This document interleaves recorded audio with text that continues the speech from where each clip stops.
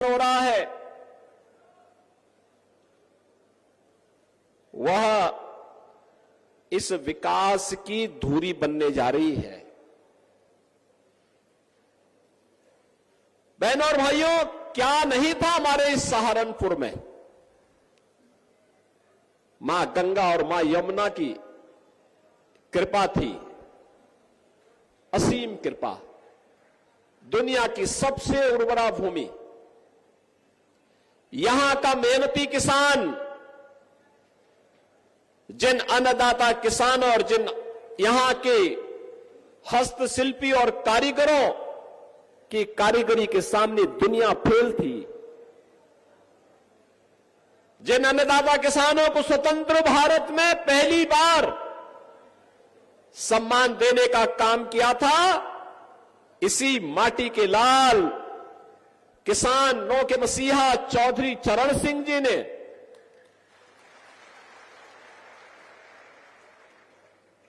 चौधरी चरण सिंह जी के द्वारा किसानों के हितों में किए गए कार्यों के प्रति कृतज्ञता ज्ञापित करने के लिए ही प्रधानमंत्री मोदी जी ने चौधरी साहब को भारत का सर्वोच्च नागरिक सम्मान भारत रत्न दिया है। बहनों और भाइयों, इन मेहनतकश किसानों, श्रमिकों, कारीगरों, हस्तशिल्पियों के सामने दुनिया फेल थी। उन लोगों को उपेक्षित छोड़ दिया गया था। सपा हो, बसपा हो, कांग्रेस हो, इन सरकारों की दंगा पॉलिसी के शिकार हो गए थे। यहां का विकास बाधित हो गया था। अन्नदाता किसान आत्महत्या करने के लिए मजबूर हो गया था। नौजवान पलायन करने के लिए मजबूर हो गया था। बेटियां सुरक्षित नहीं थी, व्यापारी सुरक्षित नहीं था, और जातीय खेमों में बांट करके लोगों ने सामाजिक ताने बाने को छिन्न भिन्न करने का काम किया था। और दुष्परिणाम क्या हुआ?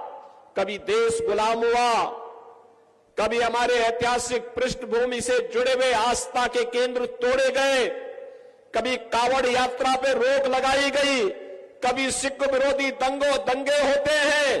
कहीं पर किसी भी प्रकार की कोई व्यक्ति अपने आप को यानी सुरक्षित महसूस तो नहीं करता था। और जिस सहारनपुर में असीम संभावना थी, प्रकृति और परमात्मा की सीम कृपा थी कि वह शिक्षा के केंद्र के रूप में काशी की तर्ज पर विकसित हो, उसको मजहबी उन्माद और फतवों का शहर बना करके रख दिया गया। यह है देश के खिलाफ साजिश करने वालों की करतूत। ये लोग किस प्रकार की करतूत करते थे? जिसमें संभावना थी अन्नदाता किसानों को के माध्यम से देश को दुनिया की एक ताकत बनाने की, जिन हस्तशिल्पी और कारीगरों में ताकत थी कि दुनिया का सबसे अच्छा कारीगरी दिखा करके वे भारत का नाम दुनिया के सामने करें, जिन नौजवानों के अंदर एक जज्बा था कि वह जीवन के प्रत्येक क्षेत्र में नेतृत्व दे सकते हैं, जिन व्यापारियों में ये हौसला था कि दुनिया को अपने में समेट सकते हैं, इन सभी को एक एक करके दरकिनार करके मजहबी उन्माद का केंद्र सहारनपुर को बना दिया गया। और बहनों और भाइयों, गंगो भी उससे वंचित नहीं था।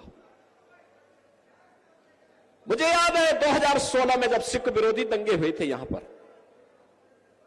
आपने देखा नहीं इससे पहले क्या होता था, किस प्रकार की अराजकता फैलती थी।